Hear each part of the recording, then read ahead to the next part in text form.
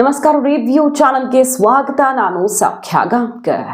ಈ ದೇಶವ್ಯಾಪಿ ಕುತೂಹಲಕ್ಕೆ ಕಾರಣ ಆಗಿರುವಂತಹ ಮಹಾರಾಷ್ಟ್ರ, ಜಾರ್ಖಂಡ್ ಮತ್ತು ವಿವಿಧ ರಾಜ್ಯಗಳ ಬೈ ಎಲೆಕ್ಷನ್ ರಿಸಲ್ಟ್ ನಾಳೆ ಹೊರಬೀಳ್ತಾ ಇದೆ. ಎಷ್ಟು ಕುತೂಹಲ ಅಂದರೆ ವಿಶೇಷವಾಗಿ ಮಹಾರಾಷ್ಟ್ರ ರಿಸಲ್ಟು, ಜಾರ್ಖಂಡ್ ಕೂಡ ದೊಡ್ಡ ರಾಜ್ಯ ಮಹಾರಾಷ್ಟ್ರ. ಇಲ್ಲಿ ಪ್ರತಿಷ್ಠೆಯ ಸಮರ, ಮಹಾಯುತಿ, ಮಹಾವಿಕಾಸ್ ಅಘಾಡಿ, ಯಾರು ಗೆಲ್ತಾರೆ, ಯಾರು ಸರ್ಕಾರ ಮಾಡ್ತಾರೆ, ಯಾರ ಬಲ ರಾಷ್ಟ್ರ ಮಟ್ಟದಲ್ಲಿ ಜಾಸ್ತಿ ಆಗುತ್ತೆ ಅನ್ನೋದನ್ನು ತೀರ್ಮಾನಿಸುವಂಥ ಎಲೆಕ್ಷನ್ ಅಂತಾನೆ ಹೇಳಲಾಗ್ತಿದೆ. ಇದು ದಿಕ್ಸೂಚಿ ಅಂತ. ಯಾಕಂದರೆ ಲೋಕಸಭೆಯ ಬಳಿಕ ಅತ್ಯಂತ ನಿರ್ಣಾಯಕ ಚುನಾವಣೆ. ಲೋಕಸಭೆಯಲ್ಲಿ ಮಹಾರಾಷ್ಟ್ರದಲ್ಲಿ BJPಗೆ ಪೆಟ್ಟು ಬಿತ್ತು. ಈಗೇನಾದರೂ ಚೆನ್ನಾಗಿ ಬಂದರೆ ಬಹುಶಃ ಪಶ್ಚಾತ್ತಾಪ ಪಟ್ಟರು ಮತದಾರರು. ಮೋದಿಗೆ ಮತ್ತೆ ವೋಟ್ ಹಾಕೋದಕ್ಕೆ ಬಯಸಿದ್ದಾರೆ ಅನ್ನೋ ಮೆಸೇಜ್ ಪಾಸ್ ಆಗುತ್ತೆ. ಮೋದಿ ಕೈ ಬಲಪಡಿಸಿದಂತಾಗತ್ತೆ. BJPಗೆ ಮತ್ತೆ ಭರ್ಜರಿ ಬಲ ಬಂದು ಕೇಂದ್ರ ಸರ್ಕಾರ ದೊಡ್ಡ ಮಟ್ಟದ ತಿದ್ದುಪಡಿಗಳನ್ನು ತರೋದಕ್ಕೆ, ಕಾಯ್ದೆಗಳನ್ನು ಮಾಡೋದಕ್ಕೆ, ಹೆಜ್ಜೆ ಇಡೋದಕ್ಕೆ, ಐತಿಹಾಸಿಕ ಹೆಜ್ಜೆ ಇಡೋದಕ್ಕೆ ಇದು ದಾರಿ ಓಪನ್ ಆದಂತೆಯೇ ಸರಿ, ಡೌಟೇ ಇಲ್ಲ. ಬಹಳಷ್ಟು ಬದಲಾವಣೆಗಳನ್ನು ನಿರೀಕ್ಷೆ ಮಾಡಬಹುದು ಈ ಎಲೆಕ್ಷನ್ ರಿಸಲ್ಟ್ ಆಧಾರದಲ್ಲಿ. ಅದೇ ಮಹಾ ವಿಕಾಸ್ ಅಘಾಡಿ ಗೆದ್ದಲ್ಲಿ ಕಾಂಗ್ರೆಸ್ನ ಕಾನ್ಫಿಡೆನ್ಸ್ ಇಮ್ಮಡಿ ಆಗುತ್ತೆ.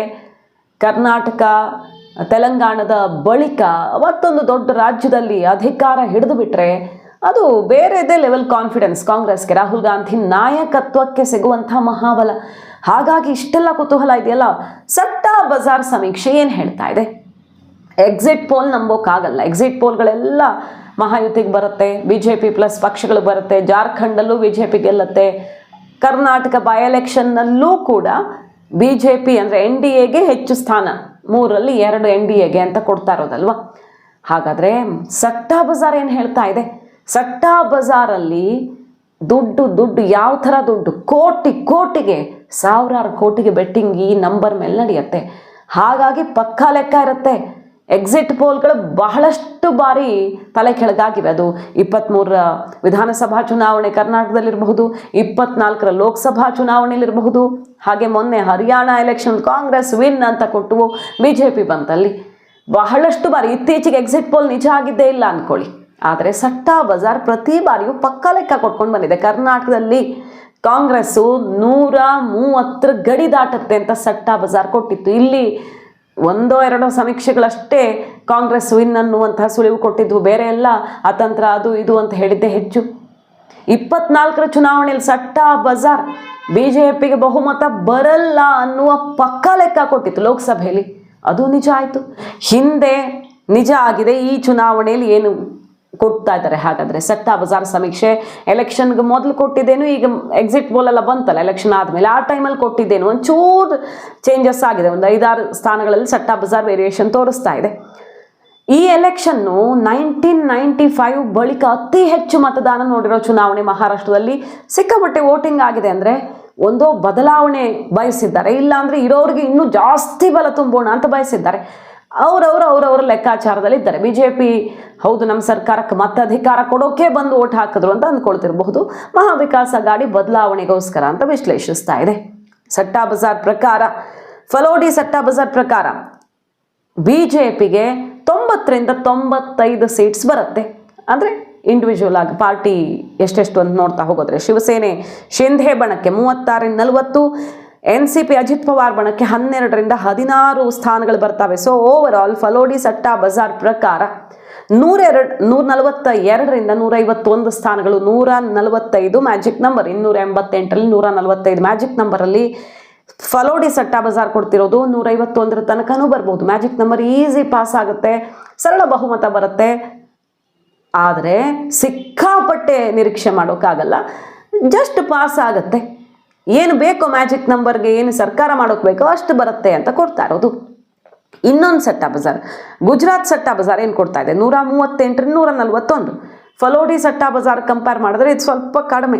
138ರಿಂದ 141 ಅಂದರೆ ಮ್ಯಾಜಿಕ್ ನಂಬರ್ಗಿಂತ ಒಂದು 4 ಸ್ಥಾನ ಕಡಿಮೆ ಇರುತ್ತೆ. ಇತರೆ ಇರ್ತಾರಲ್ಲ ಸುಮಾರು 8-10 ಸೀಟ್ಸು, ಅವ್ರ ಮೇಲೆ ಅವಲಂಬಿತ ಆಗಬೇಕಾಗತ್ತೆ, ಅವರನ್ನು ಸೆಳ್ಕೊಳ್ಬೇಕಾಗತ್ತೆ ಅನ್ನುವ ಲೆಕ್ಕಾಚಾರ ಕಾಣಿಸುತ್ತೆ ಗುಜರಾತ್ ಸಟ್ಟಾ ಬಜಾರ್ ಭವಿಷ್ಯವನ್ನು ನೋಡೋದಾದರೆ. ಆದರೆ BJP ಮಹಾಯುತಿ ಮುಂದಿರಲಿದೆ. ಮಹಾಯುತಿ ಸರ್ಕಾರ ಮಾಡೋದಕ್ಕೆ ಸಾಧ್ಯವಾಗುತ್ತೆ ಅನ್ನೋದೇ ಬಹುತೇಕ ಕಂಡು ಬರ್ತಿರೋದು.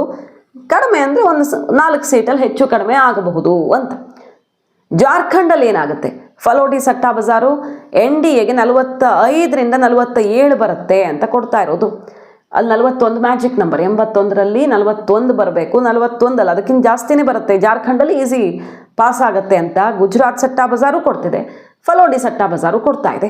ಗುಜರಾತ್ ಸಟ್ಟಾ ಬಜಾರು 45ರಿಂದ 47 ಕೊಡ್ತಿದೆ. ಎರಡೂ ಸಟ್ಟಾ ಬಜಾರ್ಗಳು ಸೇಮ್ ನಂಬರ್ ಕೊಡ್ತಿರೋದು ಜಾರ್ಖಂಡ್ಗೆ ಸಂಬಂಧಪಟ್ಟಂತೆ. ಇನ್ನು INDIAಗೆ 32ರಿಂದ 34 ಸ್ಥಾನಗಳು. ಸೊ ಜಾರ್ಖಂಡಲ್ಲೂ ಅಧಿಕಾರ ಕನಸು ಕಾಣೋ ಹಾಗಿಲ್ಲ ಕಾಂಗ್ರೆಸ್ ಪ್ಲಸ್ ಪಕ್ಷಗಳು. INDIA ಮಹಾರಾಷ್ಟ್ರದಲ್ಲೂ ಕನಸು ಕಾಣಂಗಿಲ್ಲ ಅಂತ ಹೇಳ್ತಾ ಇರೋದು. ಕಾದ್ ನೋಡಬೇಕು. ಸಟ್ಟಾ ಬಜಾರ್ ಪಕ್ಕಾ ಲೆಕ್ಕ ಮಹಾರಾಷ್ಟ್ರದಲ್ಲೂ ನಿಜವಾಗಲಿದೆಯಾ? ಹಿಂದೆಲ್ಲ ಪಕ್ಕಾ ಲೆಕ್ಕ ಆಗಿದೆ, ಇಲ್ಲೂ ನಿಜವಾಗ್ಲಿದೆಯಾ? ಇನ್ನು ಕರ್ನಾಟಕಕ್ಕೆ ಸಂಬಂಧಪಟ್ಟಂತೆ ಸಟ್ಟಾ ಬಜಾರ್ ನಂಬರ್ಸು ಈಗ ಗೊತ್ತಿಲ್ಲ, ಔಟ್ ಆಗ್ತಾ ಇಲ್ಲ. ಆದರೆ ಬೆಟ್ಟಿಂಗ್ ಬಜಾರಲ್ಲಿ, ಬೆಟ್ಟಿಂಗ್ ದುನಿಯಾದಲ್ಲಿ ಯಾರು ಹಾಟ್ ಫೇವ್ರೇಟ್ ಅನ್ನೋದನ್ನು ನೋಡಿದ್ದೀವಿ ನಾವು. ಹಾಟ್ ಫೇವ್ರೇಟು ನಿಖಿಲ್ ಮೇಲೆ ಹೆಚ್ಚು ಬೆಟ್ಟಿಂಗ್ ಆಗ್ತಾ ಇದೆ ಅಂತ. ಆ ಲೆಕ್ಕ ನಿಜವಾಗಲಿದೆಯಾ? ಕಾದು ನೋಡಬೇಕು. ನೋಡಿ, ಸಟ್ಟಾ ಬಜಾರು ಎಲೆಕ್ಷನ್ಗಿಂತ ಮುಂಚೆ ಎಷ್ಟು ಕೊಟ್ಟಿತ್ತು? ಚುನಾವಣಾ ಪೂರ್ವ ಸಮೀಕ್ಷೆ ಜಾರ್ಖಂಡಲ್ಲಿ NDAಗೆ 50ರಿಂದ 55 ಅಂತ ಕೊಟ್ಟಿತ್ತು, ಇನ್ನೂ ಜಾಸ್ತಿನೇ ಕೊಟ್ಟಿತ್ತು. ಈಗ ಎಲೆಕ್ಷನ್ ಆದಮೇಲೆ 45ರಿಂದ 47. ಸೊ ಬಹುಮತಕ್ಕೇನು ಕೊರತೆ ಇಲ್ಲ. ಈಗಲೂ ಬಹುಮತ BJPಗೆ ಅಂತ ಕೊಡ್ತಾ ಇದೆ. ಎಲೆಕ್ಷನ್ ಮೊದಲು ಕೂಡ ಅದನ್ನೇ ಪ್ರೆಡಿಕ್ಟ್ ಮಾಡಿದ್ದು. ಈ ಪ್ರಕಾರ ನಿಜವಾಗಿದ್ದೇ ಹೌದಾದಲ್ಲಿ BJPಗೆ ಭರ್ಜರಿ ಬಲ, ಅಲ್ಲಿ ಅಧಿಕಾರ ಗ್ಯಾರಂಟಿ.